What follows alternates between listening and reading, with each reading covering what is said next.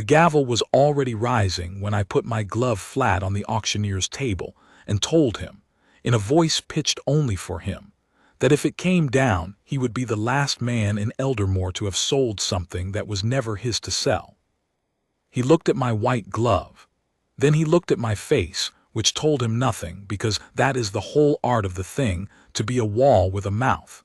His name was Master Ferris Odell, and he was very good at his trade, and he understood in that single-held breath that the auction he had been paid handsomely to conduct had just walked into a wall. Behind me the hall was full. 200 chairs, gilded and rented, arranged in careful rows beneath the crystal drops of the Peridot Room, which is the long gallery on the west face of the palace where the crown once hosted its garden concerts. Every chair held a buyer, merchants of the coastal ports with rings on every finger, factors sent by houses too proud to bid in person, a pair of foreign envoys whose only interest in Eldermoor's grief was the discount grief creates. And spread on green baize across 3 long tables at the front of the room, under lamps that had been angled to flatter them, lay the jewels of the late Queen Isolde. I knew those jewels. Every man of the household knew them the way you know the face of someone you served. The Riverstone collar, 40 pale sapphires the color of shallow water over sand. The mourning brooch of black pearl she wore after her mother died and never took off again. The betrothal ring, plain by the standard of crowns, a single old diamond in a band worn thin. The Isolde tiara, which the smiths of the northern guilds had made for her wedding, and which she had worn exactly 4 times and loved, they said, more for its lightness than its shine. And 100 smaller things, ear-drops and clasps, and the little enameled bird she pinned to the crown prince's collar on his naming day, when he was a squalling scrap, and she was a bride of 19. They were laid out to be sold to the highest hand. And the woman who had ordered them laid out was not in the room. That was the first thing I want you to understand, because much was said afterward about courage and about theft, and men who were not there painted the scene however it suited them. The Queen Consort Morwenna did not stand at the front of that hall with a gavel of her own. She was too clever for that, and too proud to be seen bargaining. She had arranged the sale, priced it, invited it, and then withdrawn to her apartments to await the sum, so that when it was done she might say she had merely permitted a disposal of surplus goods, a tidying of a dead woman's cupboard, and let others carry the guilt of the hammer. But I am ahead of myself, and a guard who gets ahead of himself gets men killed. Let me go back to the morning and tell it in order, because the order is the whole of it. My name is Havard Crane. I hold the rank of sergeant in the Ravenmoor Company of the King's Guard, which is the older of the 2 household lines and the one charged, by a charter 300 years dry, with the security of the royal person and the royal property both. That second word, property, is a small word that most of the court forgets is in the charter at all. It mattered that day more than any man's sword. I had come on duty at the 6th bell, relieving young Osric at the east stair, and I had known within the hour that something was wrong in the west of the palace, because the servants were moving the wrong way. You learn a building the way you learn a river. When the currents run against their custom, something upstream has changed. The kitchen boys who should have been carrying the king's breakfast toward the solar were instead hauling folded chairs toward the Peridot Room. A carpenter I knew, a steady man named Pell, went past me with a barrow of lampstands and would not meet my eye, which told me more than if he had stopped to explain. I found the warden of the household at his desk with a letter in his hand and a face like a shut door. The warden's name was Lord Bertram Aldous, and he was old, and he was the single most important figure in this whole account, though he barely raised his voice from beginning to end. The office of warden is not glamorous. He is not a general and he is not a counselor. He is the man who holds the keys and the ledgers of the royal household, who owns what, who may touch what belongs to the crown and what belongs to a person and what belongs to the estate of the dead. In a kingdom, someone must be the memory of ownership, or everything is stolen slowly. Lord Aldous was that memory. He had served 3 monarchs. He had catalogued Queen Isolde's jewels himself, item by item, on the week of her wedding, and he had sealed the inventory of her estate himself on the week of her death. And he knew, the way I knew the river, exactly what was true. "Sergeant Crane," he said, without looking up, "do you know what is being arranged in the Peridot room?" "Chairs are going in, my lord, and lamps. A gathering of some kind. An auction." He set the letter down and smoothed it with 2 fingers as though it had done him a personal wrong. "A public auction by invitation of the personal jewels of the late Queen Isolde. Buyers are already arriving at the west gate. The hammer is to fall at noon." I said nothing, because there was nothing yet to say. But he heard the nothing, and he looked up, and I understood that he had been waiting for a man of exactly my rank and my company to walk through his door, and that my walking through it had been, for him, a small mercy from a god he was too tired to name. "Whose order?" I asked. "The Queen Consort's, under her own hand and seal." He turned the letter so I could see it. Cream paper, a green wax rose, a signature with a long confident tail. Morwenna. She styles it a disposal of surplus household effects. She writes that as the First Lady of the realm the ordering of the palace's contents falls to her, and that these objects have hung idle in a locked cabinet for 4 years, gathering nothing but dust and sentiment, and that the crown has debts, and that a practical woman turns dust to coin. "And is that true, my lord?" I asked. "Any of it?" Lord Aldous was quiet for a moment. When a careful man is quiet, listen harder than when he speaks. "The debts are true," he said. "The realm is not poor, but the king has been generous and the harvests 2 years thin, and there are ledgers I would not want the coastal banks to read too closely. So the coin is real and the temptation is real, and that is why this is dangerous, Sergeant. A pure theft is easy to stop. It is a theft dressed as thrift, offered to a king who is tired and grieving and would rather not quarrel with his wife, that undoes a kingdom." He folded his hands. "But the ownership is not true, not one word of it. Those jewels were never the crown's to keep and are not the Queen Consort's to sell. They belong, everyone, to the estate of the late Queen Isolde, and by her sealed and witnessed testament they pass. Not to the crown, not to the king, and God knows not to his second wife, but to her son. The crown prince. To Prince Rowan, in trust until his majority, which he reached 2 winters ago, so no longer even in trust. They are his.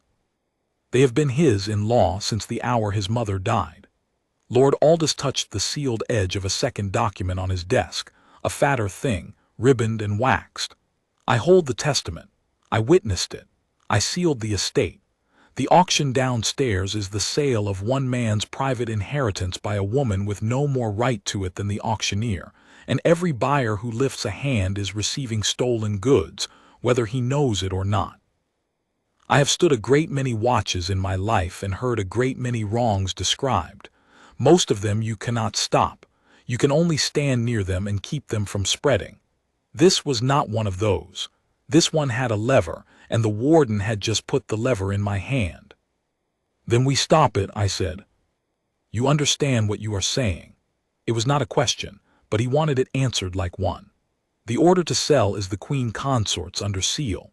To halt her sale is to refuse the command of the First Lady of the realm, in her own palace, before 200 witnesses, some of them foreign. If the king sides with her, and a tired man may side with the wife in front of him over the charter behind a locked door, then the guard who laid his hand on that table hangs his career on it. Possibly more than his career." "You are the warden," I said. "The charter gives the household's property into your keeping. If you tell me those jewels are misappropriated, and you send me under your authority to secure them, then I am not refusing the Queen Consort. I am obeying the man the charter puts above her in this one narrow thing. I am obeying the law of the household." Something moved in his old face. It was not quite a smile. It was the look a swordmaster gives an apprentice who has, for once, held the blade correctly. That is precisely the ground, he said. And it is a narrow ground, and she will try to push you off it, and half the realm will not understand it and will say you refused your queen. So hear the shape of it from me once clearly, so that when they shout at you, you do not doubt yourself. There are 3 ranks of law meeting in that room, surging. There is the queen consort's household authority real, but it governs living arrangements, ceremony, the ordering of servants and rooms. It does not reach to ownership. Above it there is the law of property, the testament, the sealed estate, the charter of the warden which says whose a thing is, and which no consort's convenience overrules. And above all of it there is the king, whose word could in theory change any of this, but who has not spoken, who has not been shown the testament, who very likely does not know this sale touches his first wife's own bequest to his own son. She has counted on his silence. Your task is not to defy anyone. Your task is to freeze that room, harm no one, sell nothing, and hold the ground until the king is made to speak with the truth in front of him. Do you understand? Freeze the room, sell nothing, hold the ground. Get the truth to the king. Yes. He drew a fresh sheet toward him, dipped his pen, and began to write in the small upright hand of a man who had written 10,000 orders. I am giving you a written warrant under the seal of the warden of the household to suspend the sale of any goods in the Peridot room pending a determination of title. You will present it. You will be courteous. You will lay no hand on any guest. You will secure the jewels and the ledger of sale, and you will let no item leave that room. If the queen consort comes, you will bow to her as is due, and you will not obey her. And you will tell her in those words that you act under the warden's warrant on a question of title, and that the matter is going to the king. If any man tries to leave with an item, you stop the item, not the man. Take Osric and take Den and take 2 of the Ravenmoor archers to the doors. Quietly. I do not want a battle. I want a pause. A long, immovable pause. He sanded the ink, pressed his seal into the wax, and held the warrant out to me. I took it, and I felt its weight, which was the weight of paper and nothing, and also the weight of everything. Sergeant Crane. He stopped me at the door. One more thing, and it is the thing that matters. When the shouting starts, and it will start, remember that you are not there to win an argument. You are there to be a wall. Walls do not argue. They simply do not move. Let her make the noise. You make the silence. The truth is coming behind you. You have only to keep the door open long enough for it to arrive. I went to find my men. Osric was 19 and quick and had a temper he was learning to swallow. Den was 40 and slow and had swallowed his so long ago that men mistook him for Placid, which was a mistake they made once. The 2 archers, Wend and Combe, were Ravenmoor to the bone, which meant they would stand where you put them until the building fell. I gathered them in the passage behind the Peridot room and told them the shape of it in 6 sentences, because a plan you cannot say in 6 sentences is a plan that will break under noise. The jewels belong to the prince, not the consort. The warden has warranted us to stop the sale. We freeze the room, we touch no guest, we let nothing leave. Den and I go to the front and take the tables. Wend and Combe take the 2 doors and let items out over their dead bodies, but let people out freely if they wish to go. Osric stands at my shoulder and keeps his hands off his hilt and his mouth shut unless I speak first. And if the queen consort comes, Osric asked. Then you will see something you can tell your grandchildren, I said. You will see a sergeant refuse a queen and be right to do it. Watch how it's done. Say nothing. I heard the auctioneer's voice through the doors, warm and rolling, working the room the way such men do, and I heard the first lot described, a collar of 40 matched sapphires, gentlemen, of a water you will not see again in your lifetimes. And I heard the murmur of hands and money, and I looked at my 4 men, and I opened the door. We came in from the side, not the back, so that we were at the front before the room understood we were there. Den peeled left along the tables.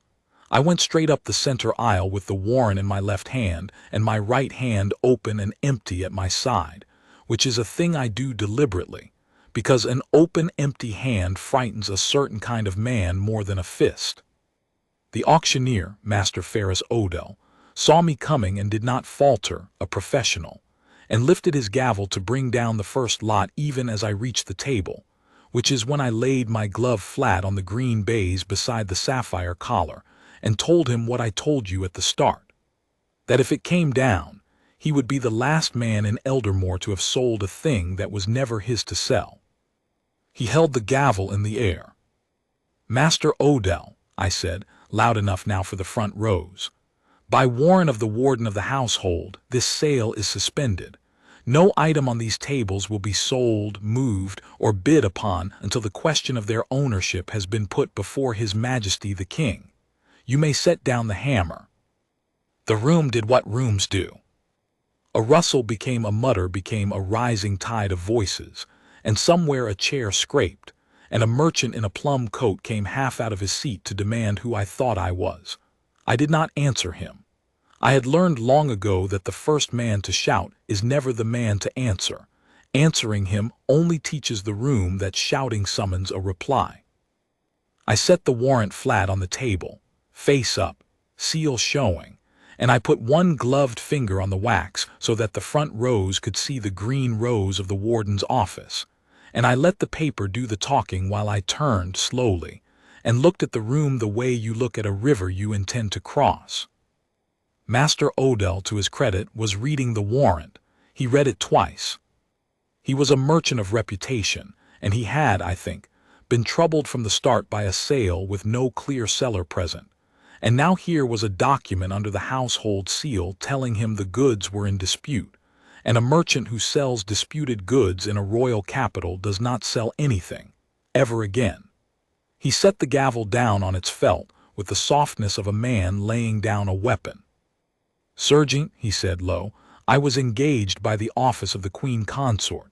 I was shown a letter of authority under her seal. I am not a thief." "No one has called you one," I said just as low, "and no one will if you set that hammer down and keep it down. You were shown a letter from a consort. I am showing you a warrant from the warden. When two seals disagree, an honest man waits for the king. You are an honest man, Master Odell. Wait for the king." He looked at me a long moment, and then he did a thing I respected. He turned to the room, and in the same warm, rolling voice he had used to sell, he said, "Ladies and gentlemen, the sale is suspended pending a question of title, on the authority of the warden of the household. No lot will change hands today. You have my apology for the interruption and my assurance that no honest coin will be lost. Please remain seated. The guards will see to your comfort." It was smoothly done, and it bought me 30 seconds of order, which is a long time. But I knew, and Odell knew, and every clever person in that room knew, that 30 seconds was all it was.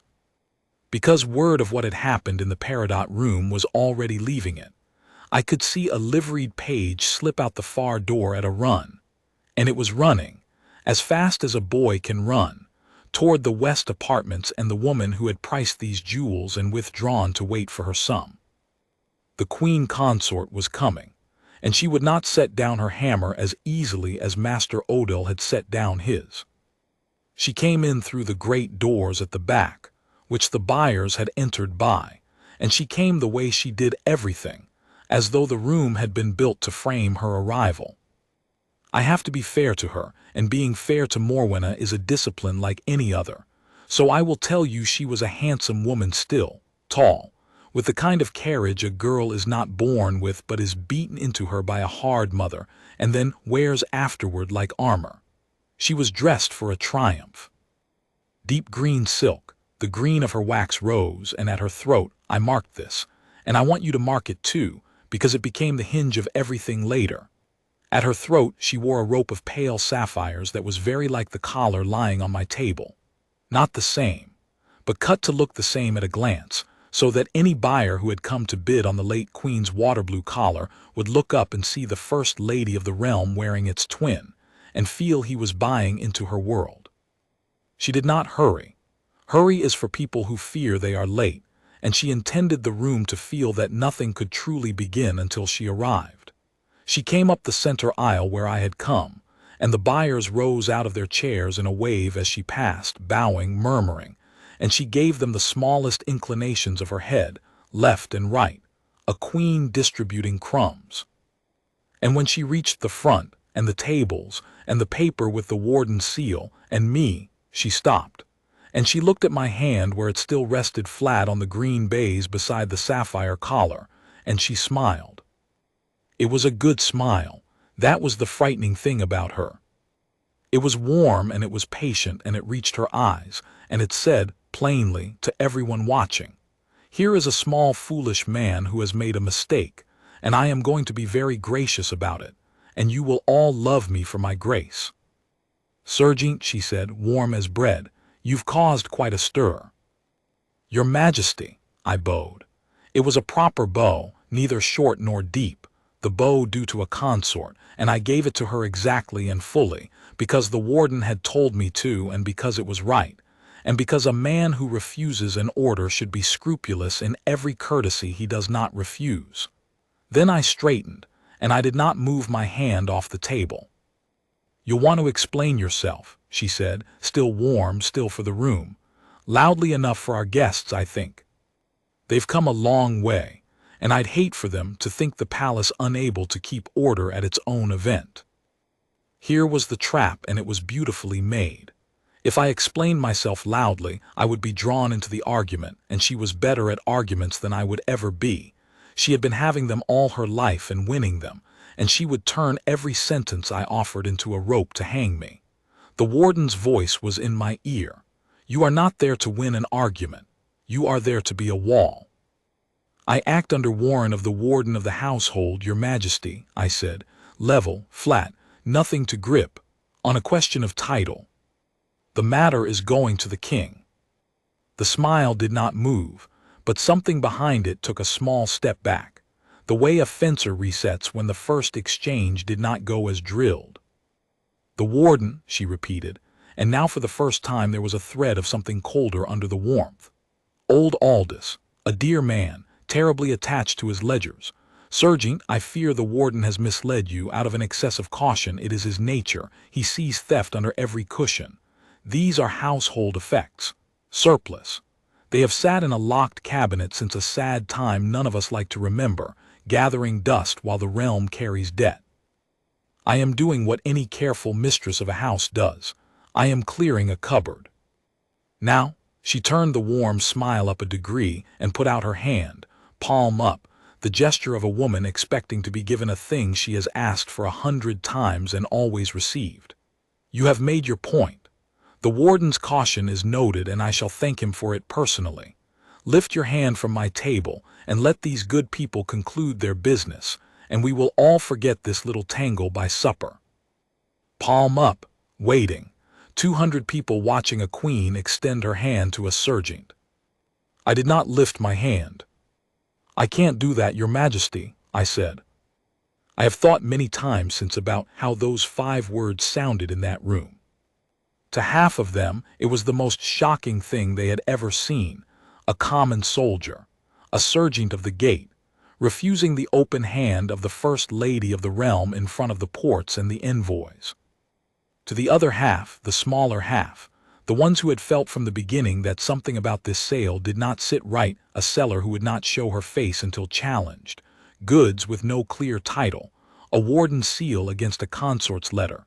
To those, my 5 words were the first honest thing spoken in the Peridot room all morning. The realm would split exactly along that seam later. It split first in miniature right there. The warmth went out of her face all at once, the way a lamp goes out.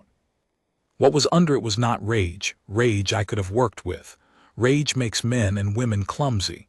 What was under it was a cold, level, calculating attention, and I understood that I had just become, to her, a genuine problem, and that she was already 3 moves ahead of me and revising. "You can't," she said softly, "or you won't." "Both, Your Majesty. I can't, because the warden's warrant binds me. I won't, because the warrant is lawful and I will not break a lawful warrant on an unlawful order." I said it quietly, only for the front rows, giving her every chance to keep this small. "I mean you no disrespect. I have bowed to you and I will bow to you again. But these jewels stay on this table until the king has seen the testament and spoken. That is the whole of it, and I will say it as many times as you wish, and it will not change. The testament. Her eyes sharpened on the word. She had not expected me to know that word. A surgeon of the gate is not supposed to know the difference between a household effect and a bequest. That ignorance was part of what she had counted on. What do you imagine you know about any testament? Nothing, Your Majesty, I said, except that the warden holds one and that it decides whose these are, and that until the king reads it, no one in this room does, not you, not I, not the good merchants who came to bid. That is why the sale waits, not to defy you, to protect everyone here from buying a quarrel. It was the best thing I said all day, and I did not plan it. The line about protecting the buyers from buying a quarrel went through the front rows, and I saw it land. A factor near the front, a shrewd-looking man in gray who had come, I would learn, on behalf of one of the great northern houses, sat back slowly and folded his arms, and I knew I had lost him as a bidder and gained him as a witness. No merchant of standing wants to be the man who bought a dead queen's stolen collar and had to give it back with his name in the ledger. I had just made the disputed jewels poison to every honest hand in the room, and Morwenna, who missed nothing, saw it happen. So she changed the game. She had come in to bulldoze a foolish soldier and found a wall, and rather than break herself on it, she stepped back and reached, as clever, cruel people always do, for the crowd. She turned from me, turned her back on me, which is its own kind of insult, and I let her have it. And she faced her buyers and her envoys, and she lifted her voice, and it was a fine voice, trained, carrying, warm again, but with a new note in it now, the note of a wronged and gracious lady appealing to the reason of decent men. My friends, she said, you see how I am used in my own house. It was a masterstroke of a sentence, and I want to be honest about how well she did it, because if I pretend she was a fool, then I flatter myself and I lie to you. She did not rage. She did not threaten. She made herself the victim, in her own hall before foreign witnesses, of a rough soldier and a fussy old warden. And there is no readier sympathy in a room of powerful men than for a well-dressed woman who has been, as they see it, mishandled by an underling. I am the first lady of this realm, she went on, and her voice trembled just enough, just perfectly enough, that a listener would have sworn the tremble was real and not a thing she could summon like a hound to heel. I ask nothing for myself. These stones bring me no joy. How could they? They are relics of grief. I asked only to turn a locked cupboard of sad old things into coin for a realm that carries debt, and to see it done openly, honestly, before honest men like you, rather than sold in the dark by some steward pocketing the difference. And for that, for trying to serve my husband's kingdom with a practical hand, I am publicly defied by a man who holds a gate, on the word of a clerk with a wax seal, and made to stand here like a thief in my own palace. She pressed a hand to her sapphires. If this is how the crown treats its own consort, my friends, ask yourselves how it will treat a foreign merchant's honest bond. Ask yourselves whether Eldermoor is a realm where a bargain struck under the palace roof is worth the paper, or a realm where a soldier may tear it up because a clerk frowned. That was the knife. Everything before it was the approach. That was the knife, and she slid it in clean. She had turned a question of a dead queen's jewels into a question of whether Eldermoor honored its contracts, and there is nothing a merchant fears more than a kingdom that will not stand behind a deal. I watched the room shift. The plum-coated man who had first demanded who I was now nodded vigorously. The foreign envoys leaned to murmur to one another.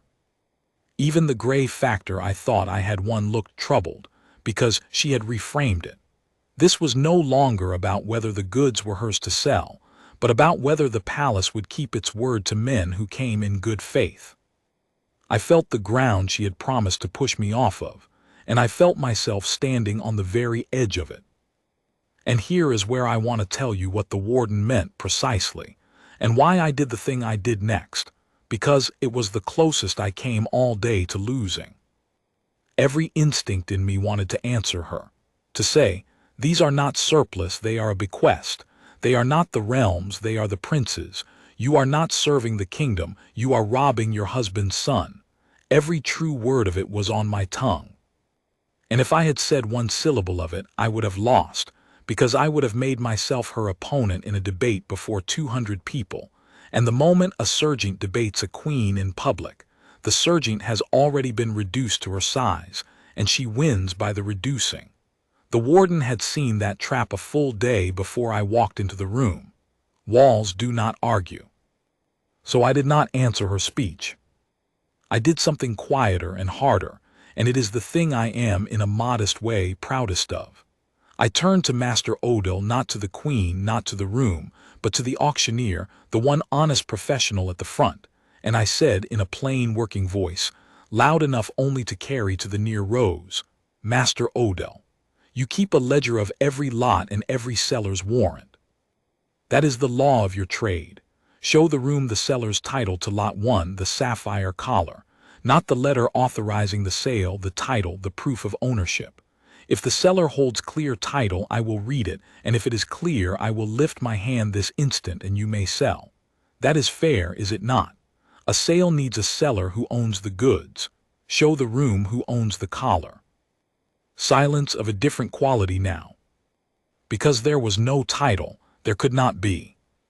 The letter under Morwenna's seal authorized a sale. It could not prove ownership, because she did not own them. And a letter saying I permit this to be sold is not the same as a document saying this is mine to sell. And every merchant in that room knew the difference in his bones, because the difference was the difference between a fair market and a robbery. I had not argued with the queen. I had asked the auctioneer to do his job. And in asking it, I had turned the whole room's attention, gently, off the question she wanted, is Eldermoor honoring its contracts? And back onto the only question that mattered, does this seller own these goods? Master Odell looked at me. He looked at the queen consort. He was a good man in a hard place, and I saw him choose, and I have never forgotten it, and I hope somewhere the choosing was rewarded. He said, quietly, "The seller's warrant authorizes the sale, sergeant. It does not include a proof of title. I was assured title would be produced on request." "Then let it be produced," I said. "On request I request it." Every face in the front rows turned to Morwenna. She had no title to give, and she knew that I knew it. And she knew that I had just, without a single argument, without raising my voice, without one discourteous word, walked the whole room to the one door she could not open. For the length of a breath, one breath no more, she recovered fast, the mask slipped, and I saw what was under it, and it was not a wronged lady, and it was not even simple greed. It was fury at being seen. She had built a beautiful machine, a sale dressed as thrift, a theft dressed as service, and she had oiled every part of it, and a surgeon of the gate had reached in with 2 fingers and stopped the main wheel by asking the one question the machine was built to prevent anyone asking. "You forget yourself," she said, low now, for me alone, the warmth entirely gone. "You have no idea what you have started or who you have started it with. I will have your post, I will have your rank. And when I am done, I will have your name spoken in every tavern in Eldermoor as the guard who insulted his queen and tried to rob the realm of coin it needed. Do you understand me, sergeant? I will not lose to a doorman." "You may have my post and my rank, your majesty," I said, and I found, to my own surprise, that I meant it entirely and felt no fear at all, which is a clean and quiet feeling I have chased ever since. "They are the king's to give and the king's to take. But you will not have these jewels off this table because they are not yours, and I would refuse this order if it cost me my post 10 times over. Send for the king. That is all I ask. Send for the king and show him the testament, and if he tells me to lift my hand, I will lift it. I answer to him. Not to this." She stared at me. Then, because she was clever and knew the room had turned and knew that lingering would only let it turn further, she gathered herself, lifted her chin, gave the buyers a last brave, wounded smile as though she were the one being reasonable, and she said to the hall, I will not stand here and be catechized by a servant. Let the king himself judge who has served this realm and who has insulted it. I welcome it. I summon it." And she swept back down the aisle and out, green silk and sapphires, every inch a wronged queen retiring in dignity, and the doors closed behind her, and the buyers were left in a room full of goods no one could now sell, and a sergeant with his hand on a dead woman's collar. The applause of a few, a very few, followed her out, and the silence of the rest stayed with me. That was the first hour. It was not yet noon. A thing you should understand about a standoff is that the hard part is not the first minute. The first minute is easy. The blood is up and the wrong is plain and a man stands like a rock. The hard part is the second hour, and the third, when the wrong is still true but no longer feels dramatic, when your feet ache and your men grow restless, and the room begins to talk itself into ordinary boredom, and boredom is the enemy of resolve, because a bored room decides that surely the whole business has been overblown, and someone ought simply to let the nice merchants go home. So the first thing I did after she left was hold the room without holding it prisoner.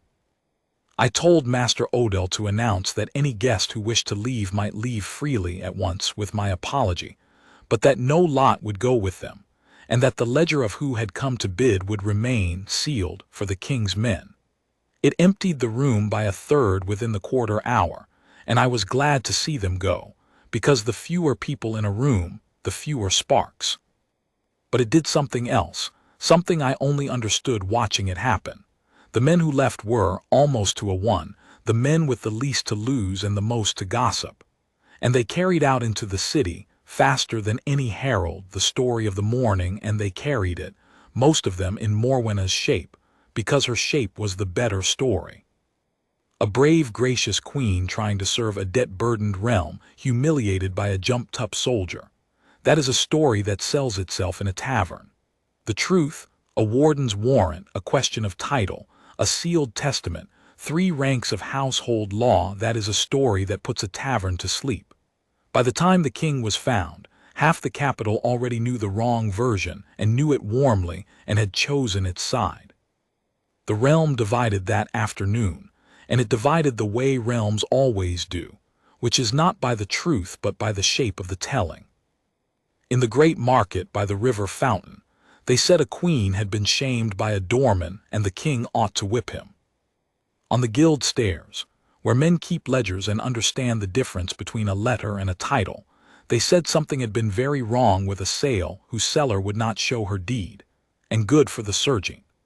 In the coastal counting houses they said, coldly, that a kingdom which tore up its own sales was a kingdom to lend to at a higher rate, which was exactly the poison Morwenna had wanted to spread, and which cost the realm real coin before the day was out. And in the poorer streets, where the late Queen Isolde was remembered, she had been kind to those streets, she had walked them without a screen of guards, she had a way with the sick and the old that people do not forget. In those streets they said, quietly and then loudly, that a wicked stepmother was selling a good dead mother's jewels off her own son's neck, and no doorman on earth should let her, and God bless the sergeant who wouldn't.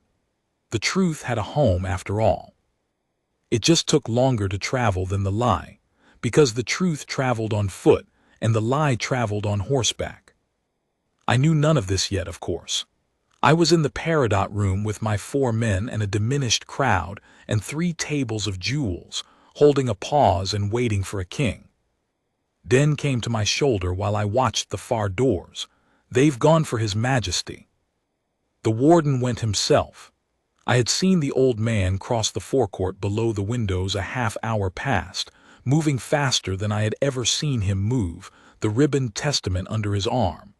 If the king is in the palace, he'll have him within the hour. If he's out at the lodge, I did not finish it. If the king was at his hunting lodge a half-day's ride off, then we would hold this room until dark and past it. And every hour we held it was an hour for Morwenna's version to harden into the thing everyone knew, and an hour for her to find a second, cleverer move, because she was not a woman who made only one attempt. Osric, at my other shoulder, was watching the remaining buyers with the bright, unblinking attention of a young dog. Surging, the two at the back, in the good coats, they keep looking at the side door and then at the tables. I had marked them too. They were not merchants. Merchants look at goods the way you look at a horse you mean to buy, appraising, comparing, calculating. These two looked at the goods the way you look at a bag you mean to snatch. They had come in with the crowd, but they were not of it, and I had a cold, sure feeling, watching them, that they were Morwenna's, placed in the room from the start against exactly the possibility that the sale might be stopped, placed to make sure that if the jewels could not be sold, they might at least be moved quietly out a side door in the confusion, so that whatever the king decided he would decide over an empty table. You cannot restore what cannot be found. She had planned for defeat, and her plan for defeat was to make my victory hollow. "Wend," I said not loud, "comb the side door. Both of you now, and it does not open for anyone but the king's own men. And if these two gentlemen in the good coats come near the tables, you will be between them and the tables before they finish the thought." The two men saw the archers move, and they understood they had been read, and they did the thing guilty men do, which is to become elaborately casual. But they did not leave, and their not leaving told me the most important thing I learned all afternoon. They were under orders to stay, which meant Morwenna expected the situation to change in her favor, which meant she was not, as she had appeared, retreating to await the king's judgment. She was doing something else.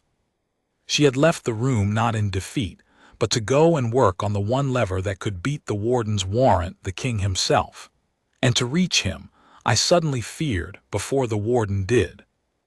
I want to tell you about the king now, because you cannot understand the danger of that afternoon without understanding him, and because a man who only ever hears of King Alaric as the fool who married Morwenna does him an injustice I will not lend my voice to.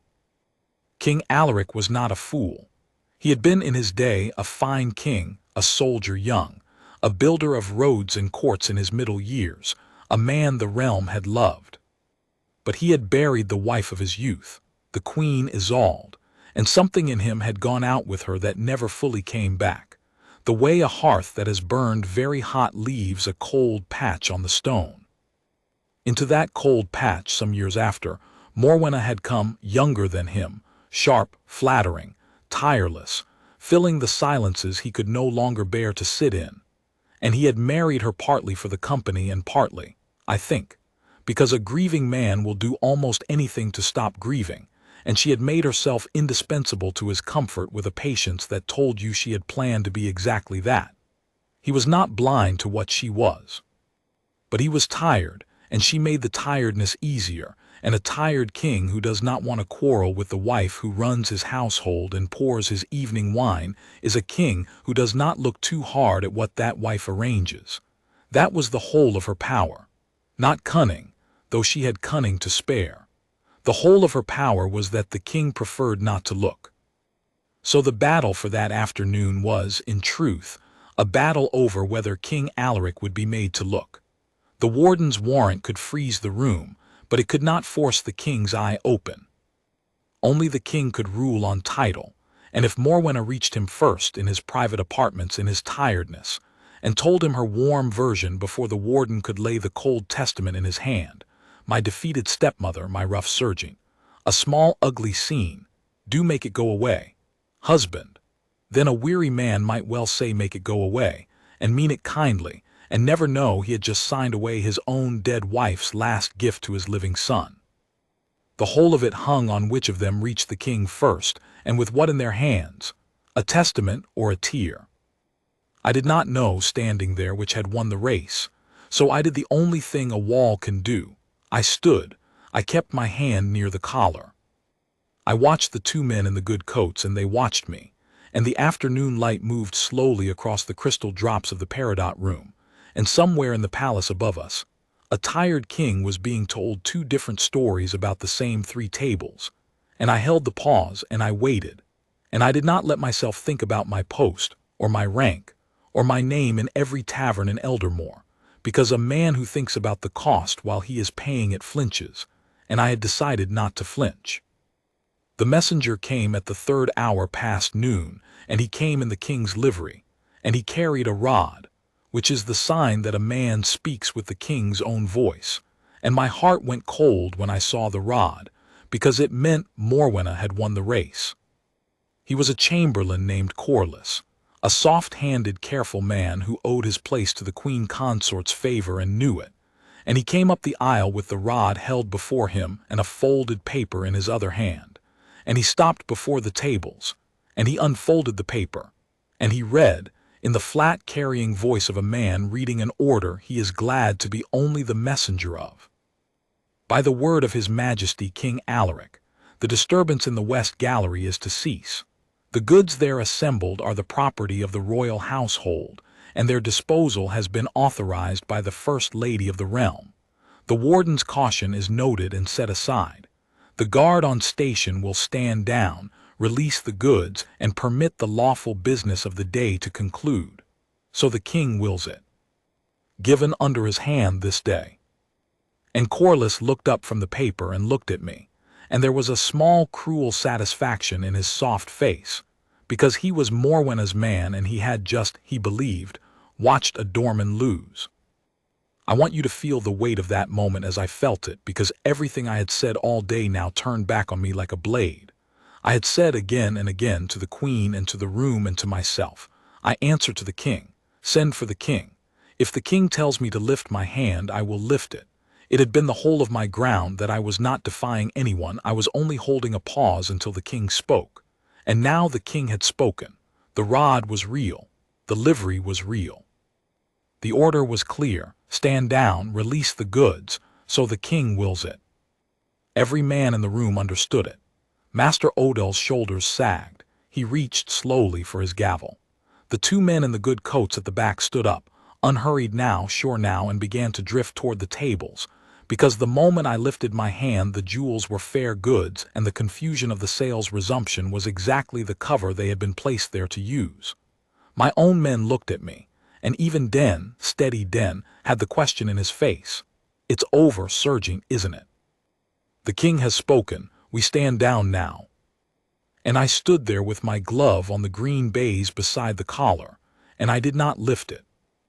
I will tell you exactly what went through my mind, because it is the center of everything, and because it is the part I have been asked about most in the years since, by men who wanted to know how a sergeant dares weigh the king's own order and not lift his hand. I did not weigh the king's order. I would never weigh the king's order. What I weighed was whether it was the king's order. Because here is what the warden had drilled into me at his desk that morning in the shape of the thing. The king's word rules over title, but the king's word rules over title only when it is the king's word about the title. And this order, I read it again as Corlys held it, read it with the cold care the warden had taught me. This order did not mention the testament. It did not mention Prince Rowan. It did not mention the late Queen Isolde by name, or a bequest, or an estate. It said the goods were the property of the royal household and their disposal authorized by the First Lady of the realm, which were Morwenna's exact words, her exact false frame, the surplus from a cupboard story, copped whole into the king's mouth. A king who had been shown the testament could not have written those words, because the testament made those words a lie, which meant the king had not been shown the testament, which meant this was not the king ruling on the title. This was a tired man, told a warm half-story by the wife who pours his wine, signing away a thing he did not know he was signing away, because no one had put the truth in front of his eyes. Chamberlain Corlys, I said, did His Majesty read the warden's testament of the estate of the late Queen Isolde before he set his hand to this? Corlys blinked. His Majesty does not answer to a sergeant for what he reads. That is a no.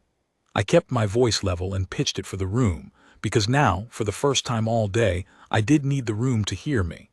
I hold the king's authority above all things in this hall. If the king, having read his first wife's sealed testament, and knowing these jewels are by that testament the property of his son, the crown prince, still commands me to release them for sale, then I will lift my hand and God help us all, because I will have been wrong. But this order does not answer that question. It does not name the testament. It repeats, word for word, the very account the warden's warrant disputes. A king cannot set aside a testament he has not been shown. So I will obey the king, the true king, the king who has seen the truth, the instant he is shown the truth. Until then, this order is the Queen Consort's letter in the king's hand, and I will treat it exactly as I treated her letter. The pause holds.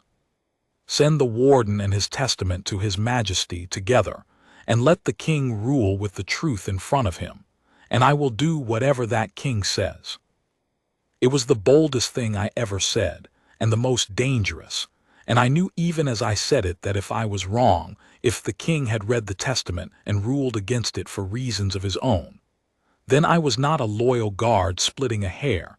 I was a mutineer refusing my sovereign, and no charter and no warden would save me from the rope. I had bet everything I had, and everything I was on a single cold reading of a folded paper, that the words in the king's order were Morwenna's words, and that Morwenna's words could only have come from a king who did not yet know the truth. Corlys went pale, then red. You refuse the king's rod. I refuse to let the king be robbed by his own hand, I said. Take that answer back to his majesty exactly, Chamberlain, word for word, and bring the warden with you when you return, and the testament, and I will kneel to whatever the king decides then, but not to this. And that was when the two men in the good coats made their move. They had been drifting nearer through all of it, and the moment Corlys and I locked eyes they judged the room's attention spent.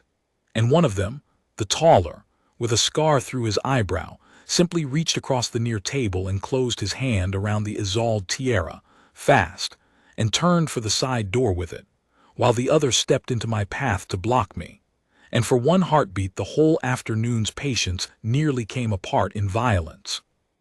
But I had put Wend and Combe at that side door 3 hours before, and told them what they were for, and they were Ravenmoor to the bone. The scarred man reached the door, and the door had a Ravenmoor archer against it who did not draw a blade and did not draw the bow. There was no room and no need, but simply stepped into the man's chest with a forearm and a shoulder, and stopped him the way a wall stops a cart, and Comb's hand closed over the man's wrist and bent it. Once, not cruelly, just enough, and the tiara dropped from his opened fingers into Comb's waiting palm before it could touch the floor. The man who had stepped into my path found Den's broad hand flat on his chest, immovable, and Den said, gently, the only words he spoke all day, "Sit down, friend, before you're carried down," and the man sat down. No blade was drawn, no blood was spilled. It was over in the length of 3 breaths, and it was so quick and so quiet that half the remaining room did not fully understand what they had seen. Only that 2 men in good coats were suddenly sitting very still with guards beside them, and that the Isolde tiara was back on the green baize where it belonged, and that whatever the doorman was, he was not a man you could pilfer a table from. I set the tiara straight with one gloved finger. Then I looked at Chamberlain Corlys, who had watched the whole thing with his soft mouth open, and I said quietly, "Do you see now why the pause holds? Someone in this palace has placed thieves in this room against the chance the sale was stopped, placed them to carry these jewels out a side door so that, whatever the king decided, he would decide over an empty table. That is not the act of a woman clearing a cupboard, Chamberlain. That is the act of someone who knows the goods are not hers and means to have them anyway. Take that to the king as well, and go quickly. Because I do not know how long I can hold a room against the king's own rod, and I would very much like the truth to arrive before I have to find out." Corlys went.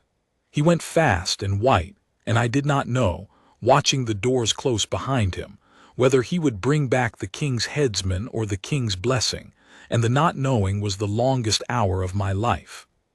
We searched the 2 men while we waited, courteously and thoroughly, and it was the search that gave me the second thread I needed, though I did not yet know how much I would need it. In the scarred man's inner coat, folded small, was a paper, a list, in a clerk's neat hand of items to be removed for safekeeping in the event of interruption, and against each item a valuation, and at the foot of it a mark I knew. The private cipher of the Queen Consort's own steward, a slippery man named Velo who managed her coin and asked no questions about where it came from. It was not her seal. She was too careful for her seal. But it was her household's hand, on a list of the very jewels before me, describing exactly the theft the two men had just attempted, and I folded it into my glove and said nothing, because a wall keeps its counsel, and because I judged this paper was not for the room. It was for the prince when he came. And I had begun by then to be very sure the prince would come, because a page had slipped out an hour before with a word from me, and the word had been, "Tell the crown prince his mother's jewels are on an auction table, and tell him no other thing, and let him decide for himself what a son does." The crown prince came before the king did, and I have always been glad of the order, because it meant the room saw the son before it saw the crown, and a son at his mother's auction table is a thing that needs no charter to explain. Prince Rowan was a young man of 26, dark like his mother had been dark, quiet like his mother had been quiet, and he came into the Peridot room without ceremony, without a herald, still in the plain riding clothes he had been wearing at the tilt-yard when my page found him, and he stopped just inside the doors and looked down the long room at the 3 tables and the lamps angled to flatter the stones, and I watched a grown prince become, for the space of one held breath, a boy who had lost his mother. He knew every piece. I saw him know them. His eye went along the green baize and stopped, the way a stumbling foot stops, at the little enameled bird, the one Queen Isolde had pinned to his collar on his naming day, and something crossed his face that I will not try to describe to you, because it was private, and because a wall does not describe a man's grief for coin. Then he mastered it, the way his mother's son would, and he came up the aisle slowly, and the remaining buyers rose and bowed and he did not see them, and he stopped at the tables across from me, and he looked at the jewels, and then he looked at me. "Sergeant," he said, "whose order laid my mother's jewels out to be sold?" "The Queen Consort's, your highness, under her seal. Styled a disposal of surplus household effects." "Surplus?" He said the word the way you would hold a dead thing by the tail, and whose order stopped it? "The warden's, your highness, and mine under his warrant on the question of title. Your mother's testament leaves these to you. The warden holds it. He has gone to lay it before the king. I have held the room until the king can rule with the truth in front of him." I paused, and then I gave him the plain fact he had a right to, because he was the owner and I was only the guard. "His Majesty has already sent one order, your highness, commanding me to release the goods." I did not obey it, because it did not name your mother's testament and repeated the Queen Consort's account word for word, and I judged it the order of a king who had not yet been shown the truth. I may hang for that judgment, but the jewels are still on the table. He was quiet a moment. Then he did a thing I did not expect, and it undid me a little, and I am not a man easily undone. He reached out and picked up the little enameled bird, the naming day bird, the cheapest thing on the table, worth less than a merchant's ring, and he closed it in his fist, and he said, "This one is not for sale, sergeant, and neither is any other, and if my father's own hand had come down on the hammer I would still say it. You judged rightly. You have my word before the king, and before all these witnesses that you acted on the crown prince's authority as well as the warden's, in defense of the crown prince's lawful property, and any man who calls it mutiny answers to me." He turned the bird over in his fingers. "My mother pinned this to me when I was an hour old. The Queen Consort would have sold it to a stranger for the price of a supper. Remember that, all of you, when you are told this was about a realm's debts. A debt is not paid in a dead woman's naming day trinket. A debt is the excuse. The trinket is the truth." And that was when the king came.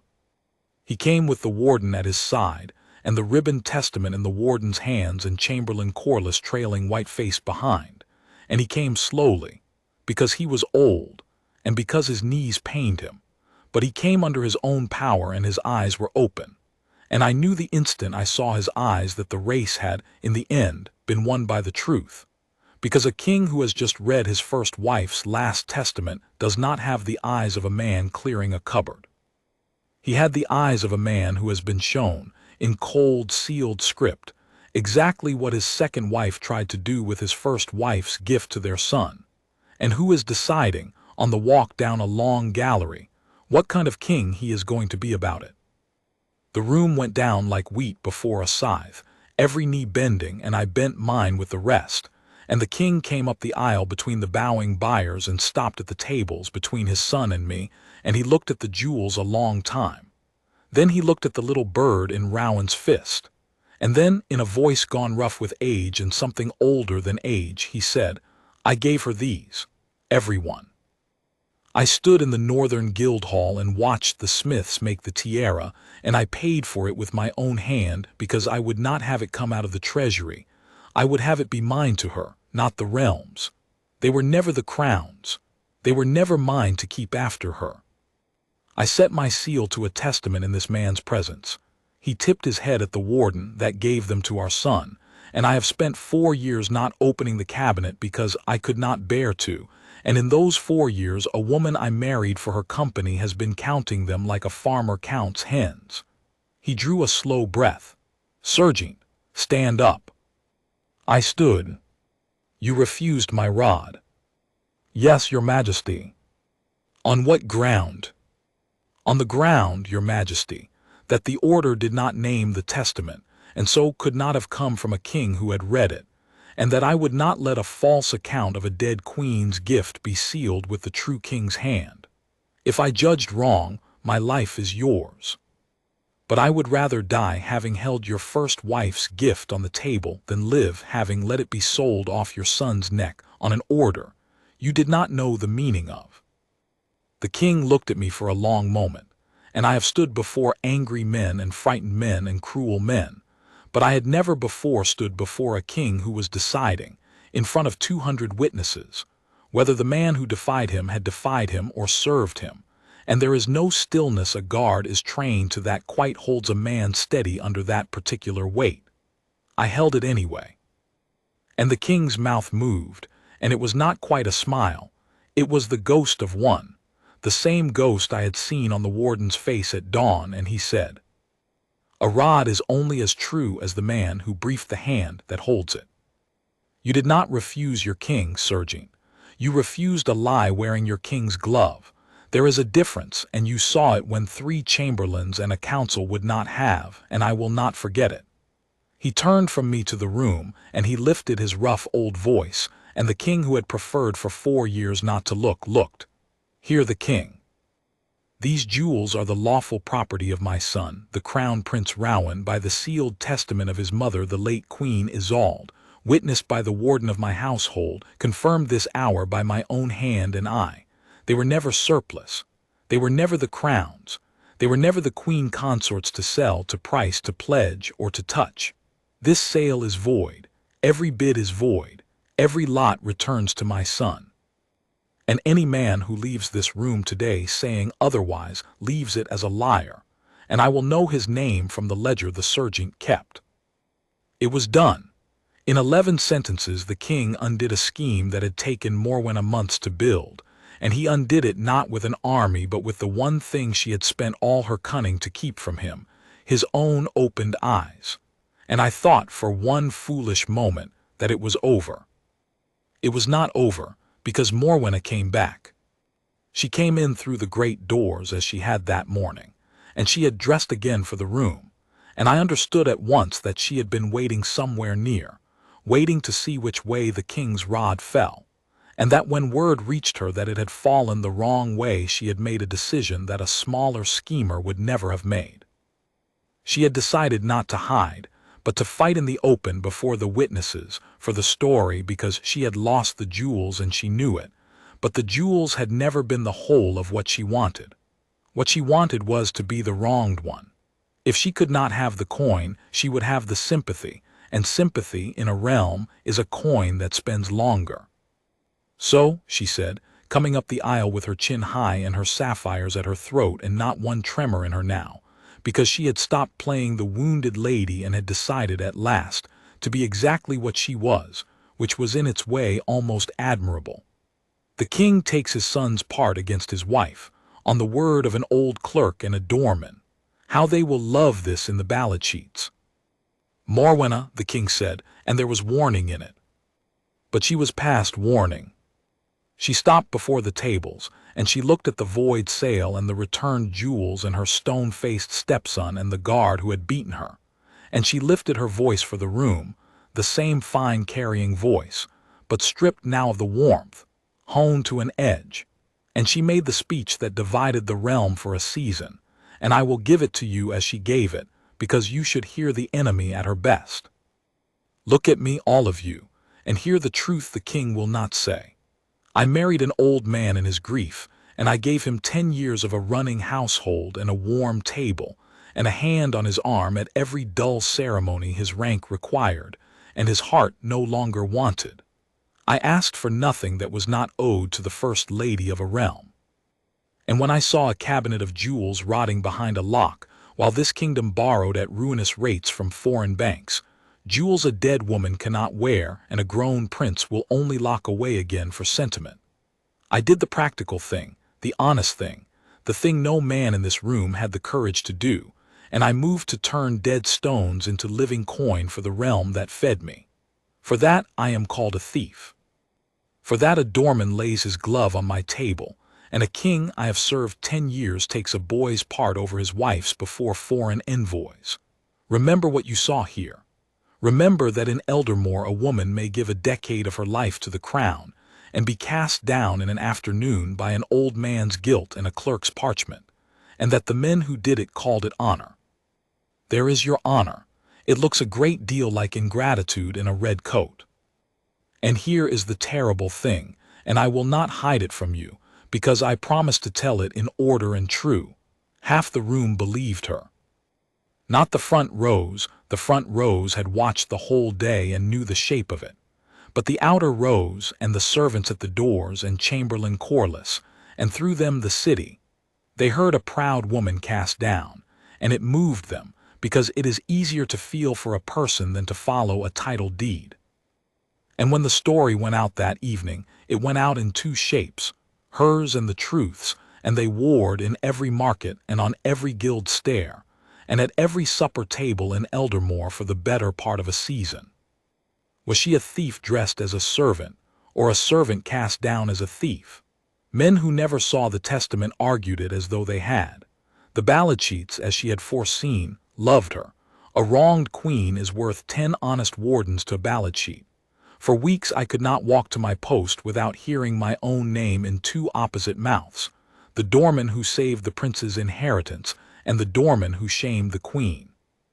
The realm divided, exactly as she meant it to, and for a while it looked as though her comments and not the king's verdict would be the thing history remembered. What finally turned it, was not a speech and not a proclamation. It was the paper in my glove. I had not shown it in the room. I had judged at the time that it was for the prince. But when the realm divided, and the ballad sheets sang, and it began to seem that Morwenna might yet win the only battle she had left, the battle for the story, the warden came to me one gray morning and asked, in his dry way, whether the search of the 2 men in the good coats had turned up anything the household ought to know. And I gave him the folded list, the inventory of jewels to be removed for safe keeping in the event of interruption, in the hand of the Queen Consort's own steward, with his private cipher at the foot, describing to the letter the theft the 2 men had attempted at the very moment the king's rod was read. It changed everything, because it was not a matter of feeling.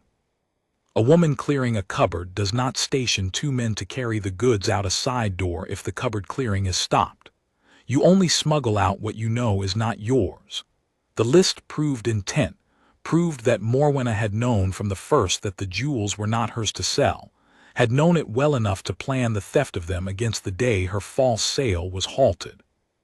The warden laid it before the king's council with the auctioneer's ledger and the sealed testament, and the 3 papers together told a story no ballad sheet could sing over, a testament that gave the jewels to the sun, a false sale that pretended they were surplus, and a contingency plan to steal them if the false sale failed. It was not one woman's word against another's. It was a scheme, documented in her own household's hand, and once the realm saw the documents, the realm's division closed like a wound, and it closed hard, because a people that has been made to doubt an honest man is angry afterward at the one who made them doubt. The king did not have her thrown into a cell. He was too old and too tired and, I think, too privately ashamed of his own 4 years of not looking, and there was the matter of a decade of marriage that a king cannot pretend away in a season. But he did the one thing that ended her, which was to strip her of the household authority she had abused. By proclamation, he removed the ordering of the palace, the keys, the ledgers, and every question of the crown's property from the queen consort's hand, and returned them wholly to the warden of the household, where the charter had always meant them to sit. She kept her title and her apartments, and her place at the dull ceremonies she had once complained of. She kept nothing that could be turned to coin or used to touch what was not hers. She had wanted to be the mistress of the house. She was made by her own overreach its most decorative guest. Her steward Velo was dismissed, and his ciphered list entered into the record of the realm, so that whatever the ballad sheets sang, the archive told the truth, and archives outlast songs. The jewels went to Prince Rowan, every one, and he did a thing with them that shamed the ballad sheets into silence better than any proclamation. He did not lock them away. He had the warden catalogue them again, in the open, before witnesses, and then he gave the smaller pieces, the eardrops, the clasps, the lesser stones, to be sold at last, openly and lawfully, with clear title and his own name on the deed, and every coin of it went to the very debts Morwenna had claimed to care about, and to the poor streets where his mother had once walked without a screen of guards. The great pieces he kept, the riverstone collar, the mourning brooch, the betrothal ring worn thin, the tiara his mother had loved for its lightness, and the little enameled bird from his naming day he did not keep in a cabinet at all. He wore it, pinned to the plain inside of his coat where no one could see it, and I know this because on the day he pinned it he sent for me and showed it to me and said only, "You held the table, Sergeant. I hold the bird. Neither of us let her have it." That was the whole of the thanks, and it was enough, and it is more than most men get for the best thing they ever do. As for me, the king did not hang me, which I had thought a live possibility for the better part of an afternoon. He did something I liked less and have come to value more. He had me stand before the assembled household, and he read out what I had done, plainly, the refusal of the rod and the reason for it.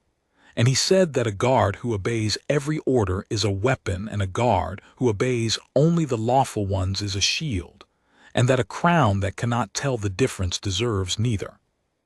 Then he confirmed me in my post and my rank, and added to the standing orders of the Ravenmoor Company a single line that is read to every recruit to this day, that the king's authority is not the king's glove but the king's true will, and that a guard's first duty, when the two are made to differ by a liar, is to the will and not the glove.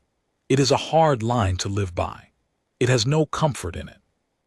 It asks a man to judge, in the moment, whether the order in front of him is the true word of his sovereign or a lie wearing the sovereign's seal, and to stake his life on the answer and to be right. But it is the line, and I stood on it once, on a table of a dead queen's jewels, and I would stand on it again. The realm's division healed, as I said, once the documents were seen, but a scar remained, and the scar was useful, because a people that has once been fooled by a warm speech is slower to be fooled by the next one. They remembered that the truth had come in slower than the lie, on foot while the lie rode, and that it had needed a warden's patience and a prince's grief, and a sergeant's stubborn glove to carry it the last mile. Morwenna had wanted to be remembered as the wronged one. She is remembered instead as the reason the Ravenmoor recruit is read that line about the glove and the will, and I think, of all her defeats, that would have galled her most. Not that she lost the jewels, but that she is remembered as a lesson. I am back at my post. The Peridot room hosts garden concerts again, and the crystal drops catch the afternoon light the way they did that day. And sometimes a visitor asks the old surgeon on the west stair whether it is true that a doorman once refused a queen and a king's own rod over a table of jewels. And I tell them yes. And I tell them it was not courage, whatever the ballad sheets say. It was only that a man had put the truth into my hand at dawn and asked me to hold a door open long enough for it to arrive. And I held the door. That is all a guard is in the end. Not a wall that keeps things out. A door that the truth can still come through, held open by a man who will not let it be shut on a lie, no matter whose glove the lie is wearing, and no matter what it costs to keep his own hand flat and still upon the table until the king, the true king, at last comes down the long room with his eyes open.